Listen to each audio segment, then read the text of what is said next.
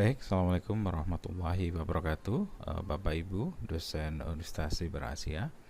Pada kesempatan ini saya akan menjelaskan tentang bagaimana mengunggah RPS sekaligus memposting bahan belajar di LMS Universitas Siber Asia.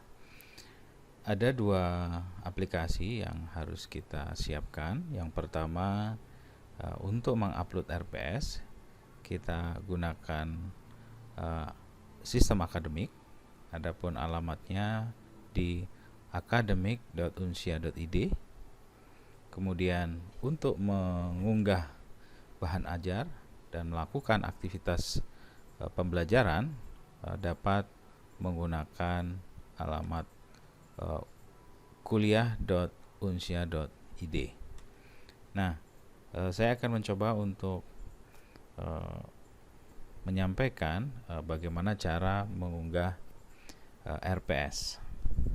Nah, untuk mengunggah RPS kita gunakan aplikasi sistem informasi akademik. Kita coba masuk ke dalam sistem.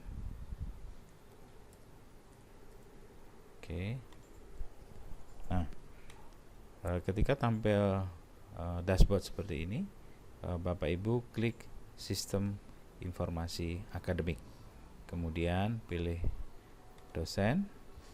Nah, kita tunggu beberapa saat. Nah, untuk mengunggah RPS, Bapak Ibu pilih menu kurikulum, kemudian data kurikulum, dan kemudian klik mata kuliah.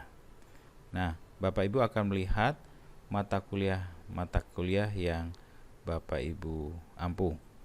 Nah, untuk mengunggah rencana pembelajaran semester, Bapak Ibu lihat di kolom aksi di bagian tengah. Di sini ada detail. Bapak Ibu klik. Nah, akan muncul halaman RPS di mana kita akan mengunggah atau mengupload terkait RPS, rincian RPS dan juga SAP. Nah, di sini juga ada di data mata kuliah yang mana ini merupakan informasi terkait mata kuliah. Nah, untuk mengupload RPS, Bapak Ibu tinggal klik RPS. Nah, kalau kita lihat ini contohnya RPS yang sudah diunggah. Di sini ada tujuan instruksional umum, daftar pustaka, kemudian evaluasi, kemudian bentuk bahan ajar dan juga dokumen RPS. Bagaimana menginputkan data-data terkait beberapa hal yang tadi saya sampaikan. Kita edit. Nah, di sini akan tampil tampilan menu dashboard seperti Word. Nah, Bapak Ibu tinggal mengisikan tujuan instruksional umum, bisa copy paste, dan yang perlu diketahui adalah Bapak Ibu tidak bisa mengkopas langsung karena memang ada keterbatasan jumlah kata. Nah, untuk lebih amannya Bapak Ibu bisa mengisikan poin utamanya saja di sini, tujuan instruksional umum apa saja. Kemudian daftar pustaka, Bapak Ibu tinggal kopas juga dari RPS yang Bapak Ibu miliki. Kemudian bentuk evaluasi pembelajaran. Nah, di sini Bapak Ibu bisa isi tugas, kuis, UTS, UAS dan lain sebagainya. Sedangkan bahan ajar, bentuk bahan ajar ini bisa berupa video pembelajaran, buku, link, virtual lab, modul-modul dan lain sebagainya. Nah, setelah itu Bapak Ibu mengupload file RPS tentunya, di mana Bapak Ibu tinggal klik browse, kemudian kita cari di mana file berada, kemudian open. Nah, kemudian Bapak Ibu lakukan proses simpan. Nah, setelah dilakukan proses penyimpanan selesai, misalkan simpan, oke, maka Bapak Ibu klik rincian pembelajaran semester. Nah, di sini Bapak Ibu tinggal mengisikan tujuan instruksional khusus setiap minggunya, dari minggu pertama, kedua, ketiga sampai dengan minggu terakhir. Nah, untuk menambahkan data, Bapak Ibu tinggal klik tambah data, kemudian diisikan. Atau kalau Bapak Ibu mau mengedit, tinggal klik detail, maka akan tampil tampilan seperti ini. Oke.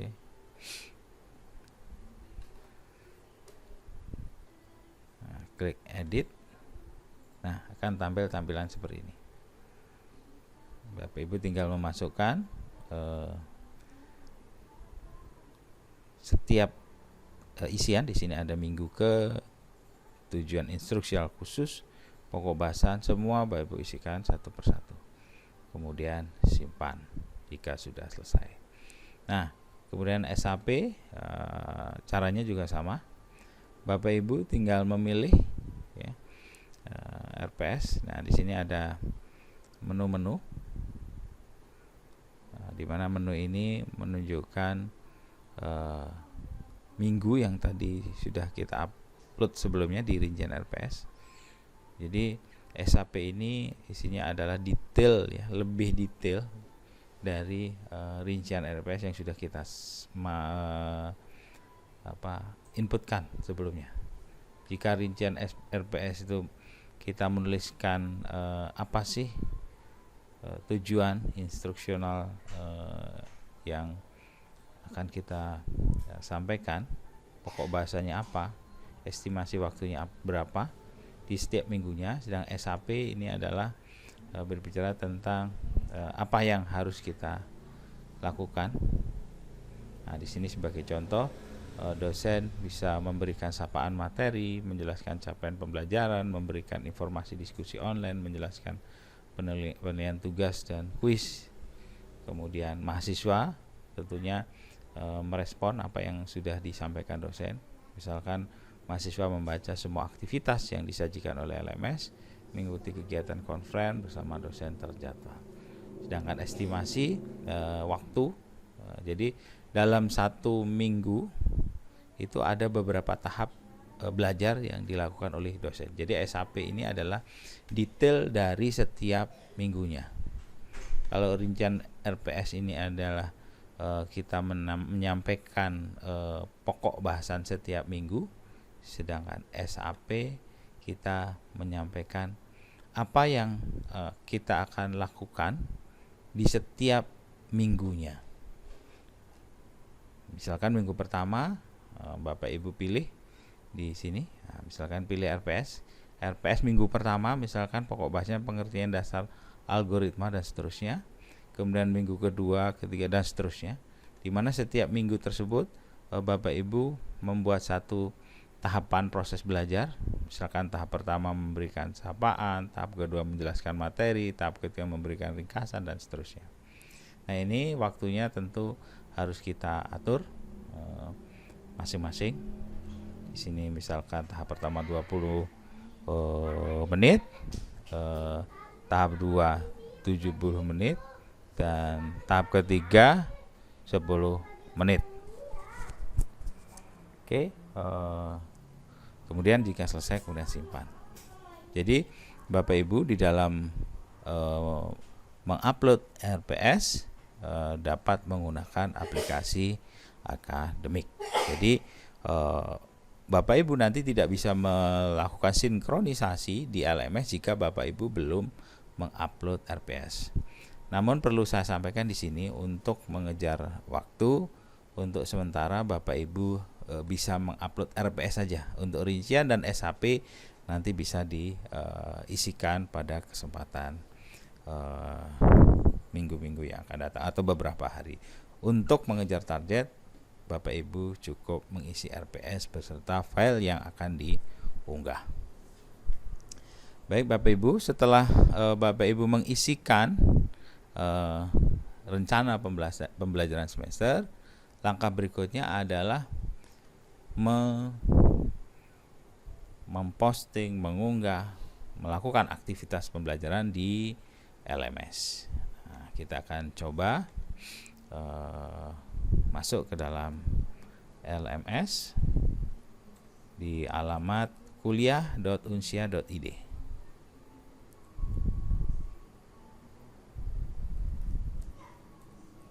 Oke. Nah, kita tunggu. Nah, ini adalah tampilan dari LMS. Di sini ada beberapa menu, ada menu beranda, ada menu kelas akademik, dan menu kelas umum serta pesan. Pesan ini digunakan untuk berkomunikasi antara dosen dengan mahasiswa. Kelas umum kita dapat melihat kelas-kelas yang sifatnya umum yang bisa diakses oleh mahasiswa. Nah, kita fokus pada kelas akademik, di mana kita akan melakukan aktivitas pembelajaran di kelas akademik. Nah, kita yang harus kita lakukan pertama kali adalah melakukan sinkronisasi. Nah, ini sinkronisasi kelas. Nah, harus dipastikan bahwa kita dapat melakukan sinkronisasi kelas apabila sudah mengisi RPS yang tadi sudah kita lakukan.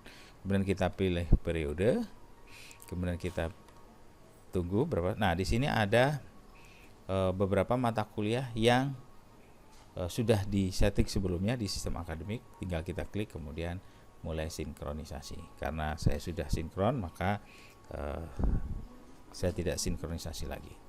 Nah,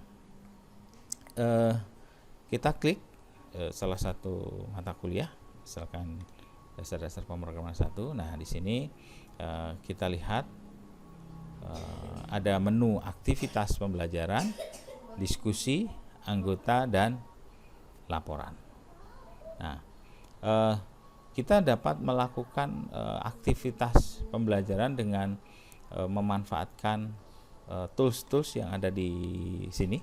Pertama ada materi, kita dapat mengunggah materi dalam berbagai bentuk format, mulai dari PDF, PPT, bentuk video, dan lain sebagainya. Kemudian kita juga dapat memberikan tugas dalam bentuk esai, kita dapat memberikan kuis dalam bentuk multiple choice, kita juga dapat melakukan video conference atau live conference dengan mahasiswa, kita dapat memberikan info terkait proses perkuliahan yang akan kita lakukan, kemudian kita juga dapat melakukan survei terhadap proses belajar yang sudah kita lakukan, kita dapat menyusun acara. Nah, pertama yang harus kita lakukan, kita cek aktivitas pembelajaran. Kita klik aktivitas pembelajaran. Oke. Kita tunggu beberapa saat. Nah, akan tampil seperti ini. Oke, Bapak Ibu, akan tampil seperti ini. Kalau kita lihat di sini ada menu rencana pembelajaran semester, kemudian pustaka, dan juga virtual lab. Perlu diketahui bahwa isian dari RPS ini sesuai dengan apa yang sudah kita isikan di sistem akademik. Jadi ini sudah terintegrasi antara sistem akademik dengan LMS. Begitu juga untuk pustaka ini tadi sudah kita masukkan di RPS, dan juga virtual lab. Nah, virtual lab ini kita bisa memberikan link-link yang nanti terkait dengan virtual lab. Nah, kita juga dapat melakukan editing di halaman ini, di bagian ini, dengan cara mengklik tanda pensil. Nah, untuk langkah berikutnya setelah kita mengecek RPS, pustaka dan juga virtual lab, kita dapat memulai aktivitas pembelajaran di setiap sesinya. Pertama, sesi pembelajaran. Nah, di sini bisa kita lakukan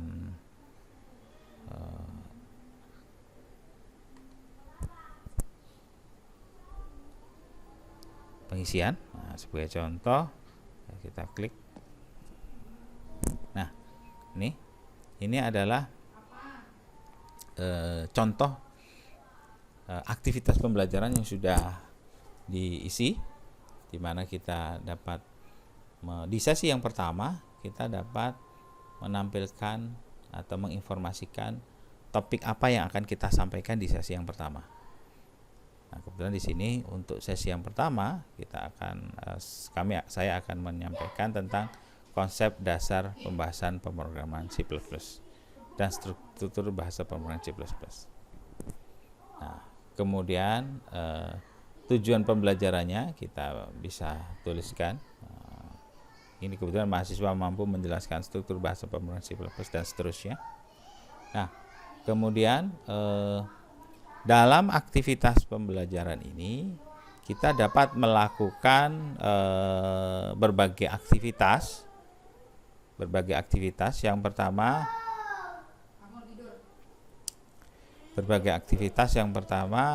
misalkan kita akan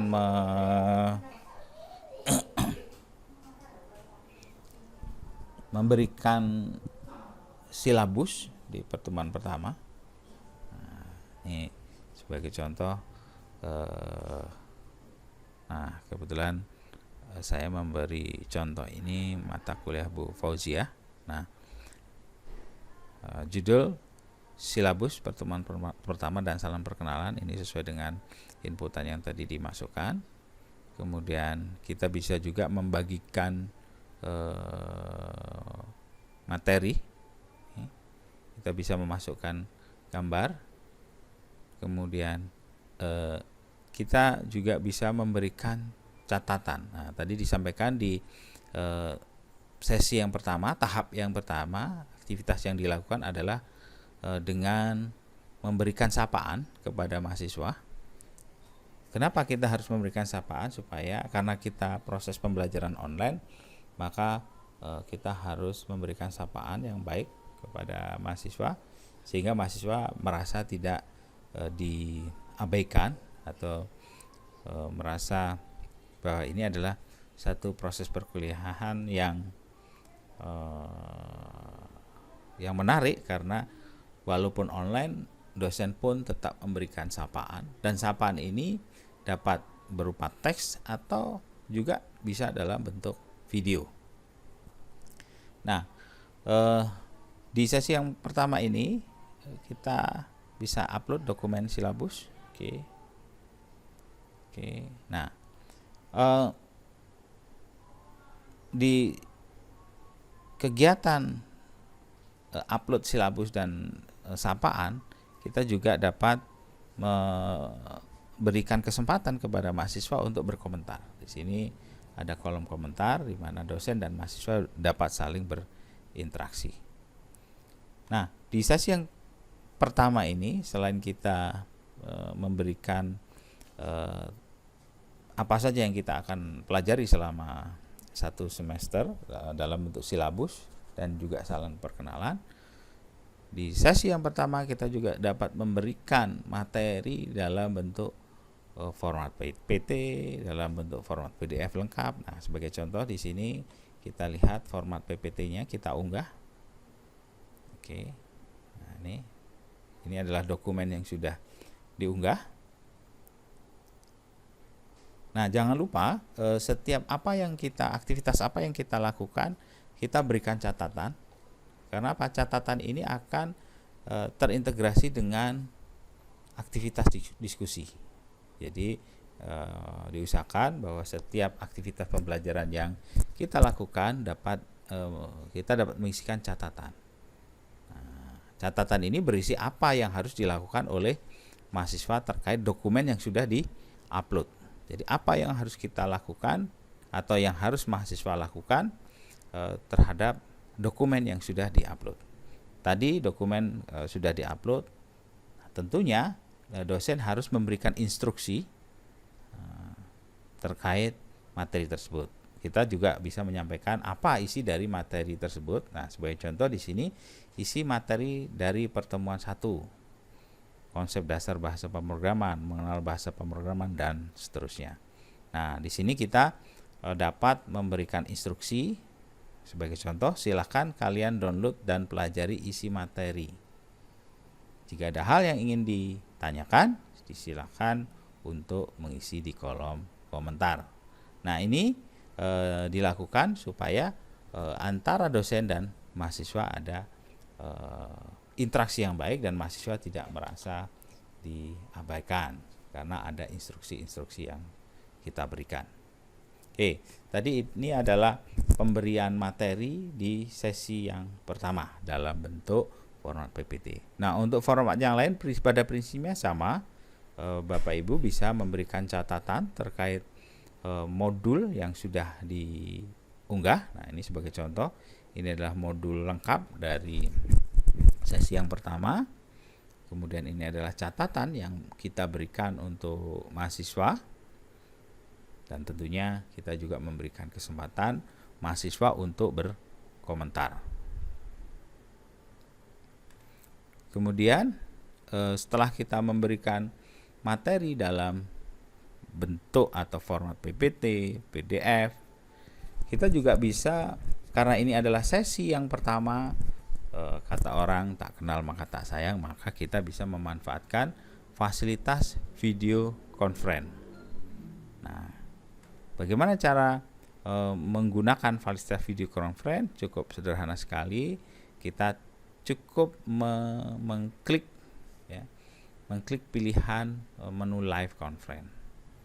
Nah, sama seperti materi dalam bentuk PDF atau PPT, kita juga dapat memberikan catatan-catatan supaya mahasiswa dapat memberikan komentar, atau pada saat sesi diskusi nanti mahasiswa bisa berkomentar. Oke. Kemudian kuis. Jadi setelah memberikan materi dalam berbagai bentuk, melakukan salam perkenalan, dan menjelaskan terkait materi pertama tadi, tentu sebagai bahan evaluasi kita akan memberikan kuis ataupun tugas secara online. Nah, kebetulan di sini ada contoh kuis di mana tampilan kuisnya seperti ini. Ini adalah tampilan kuisnya. Oke. Nah, di sini ada laporan kuis siapa saja yang sudah mengerjakan. Kemudian di sini ada catatan terkait atau penjelasan terkait kuis. Jadi apa-apa saja yang harus dilakukan oleh mahasiswa, rambu-rambunya apa saja di dalam melakukan proses pengisian kuis tadi. Ya. Nah, kemudian ada juga tugas dalam bentuk tugas ya. Kalau tadi kuis, nah sekarang tugas. Nah, tugas ini bentuk tugasnya seperti ini. Tugasnya bisa dalam bentuk unggah dokumen, soalnya misalkan dalam bentuk esai. Kemudian kita bisa memberikan instruksi terkait tugas yang kita berikan, seperti ini. Oke. Seperti biasa, bisa ditambahkan komentar. Nah, oke, tadi ada tugas. Nah, kita juga dapat memberikan bahan atau materi ajar selain dalam bentuk PDF, PPT atau file-file yang lain. Kita juga dapat memberikan materi dalam bentuk video pembelajaran. Nah, ini sebagai contoh, ini adalah video materi pertama di sesi yang pertama. Nah, kita bisa lihat. Assalamualaikum warahmatullahi wabarakatuh. Halo mahasiswa semua, apa kabar? Oke. Nah, kemudian sama seperti materi-materi sebelumnya, kita usahakan setiap aktivitas yang kita lakukan kita berikan catatan supaya nanti akan tampil di aktivitas diskusi. Kemudian proses diskusi dapat dilakukan secara mudah karena tadi kita sudah melakukan maaf, ini koneksinya sedang terputus. Ya, saya ulang lagi.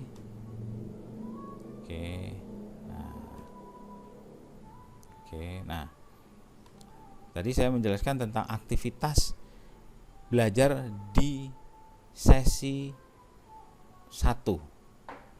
Nah, untuk yang sesi kedua bisa menggunakan urutan yang sama atau mungkin urutan bisa berbeda, bisa video dulu, kemudian materi. Jadi Bapak Ibu bebas di dalam melakukan aktivitas belajar. Yang penting bagaimana materi dapat tersampaikan dengan baik. Nah, kalau yang tadi di sesi pertama itu dimulai dengan mengunggah materi dalam bentuk file PDF, PPT. Nah, di sini kita di sesi yang kedua kita dapat memberikan materi dalam bentuk video untuk yang pertama. Nah, jadi ini Bapak Ibu punya keleluasaan untuk menyampaikan materi dengan gaya style Bapak Ibu masing-masing. Nah, yang perlu diperhatikan adalah bahwa video pembelajaran itu sebenarnya tidak hanya video-video yang kita create sendiri, tapi juga kita dapat mengunggah video-video lain yang mungkin dapat menguatkan apa yang sudah kita sampaikan. Nah, sebagai contoh di sini ada link video tambahan. Tentunya video-video tambahan yang kita berikan ini jangan lupa tetap kita harus memberikan catatan-catatan supaya dapat dijadikan sebagai bahan diskusi. Oke. Nah, kemudian untuk sesi-sesi berikutnya Bapak Ibu bisa mencontohkan dengan cara atau bisa mengisikan dengan cara yang sama. Dan tentunya sesinya sampai dengan sesi ke-16 di mana sesi ke-8 ujian tengah semester, sesi ke-16 adalah sesi ujian akhir semester. Nah, bentuk ujian akhir semester maupun ujian tengah semester Bapak Ibu bisa menggunakan dua model, bisa menggunakan esai ataupun dapat menggunakan pilihan ganda atau bisa menggunakan format presentasi. Nah, tadi saya sampaikan bahwa setiap catatan yang diberikan di setiap sesi maka akan muncul di diskusi. Nah, ini adalah contoh diskusi. Nah, ini video yang sudah ini kemudian kuis. Nah, ini akan muncul otomatis jika kita melakukan aktivitas di menu aktivitas belajar. Nah, selain materi, tugas, kuis, live conference, kita juga dapat memberikan info. Nah, sebagai contoh ini adalah contoh informasi ya, informasi. Kemudian contoh survei, ya ini survei. Jadi kita bisa melakukan survei terhadap proses perkuliahan yang kita lakukan dan kita dapat juga membuat jadwal acara. Oke, itu tadi menu aktivitas belajar atau pembelajaran dan juga menu diskusi. Nah, di LMS ini kita juga dapat mengetahui peserta kuliah. Kemudian juga kita dapat melihat aktivitas dari setiap mahasiswa di setiap sesinya. Kita dapat melihat aktivitas mahasiswa di setiap sesinya di laporan ini. Jadi nanti di sini jika mahasiswa sudah masuk di sesi yang pertama sebagai contoh, maka mahasiswa tersebut akan terrecord, ya, mahasiswa tersebut akan terrecord terkait misalkan materi terkait tugas, kuis, conference, materi lagi. Nah, di sini akan terrecord komentarnya, kemudian video yang diunggah, atau misalnya jika ada materi dalam bentuk video itu yang sudah diunggah berapa lama dilihat, ya, kemudian apakah dokumen terkait tugas sudah di-download dan lain sebagainya. Jadi setiap aktivitas dari mahasiswa itu dapat terrecord dengan baik sehingga kita dapat melakukan penilaian dengan baik. Jadi menu laporan ini menunjukkan laporan aktivitas pembelajaran yang dilakukan oleh dosen dan mahasiswa. Dan yang tercantum di sini adalah nama-nama mahasiswa yang aktif di dalam proses pembelajaran. Baik Bapak Ibu semuanya, demikian tadi contoh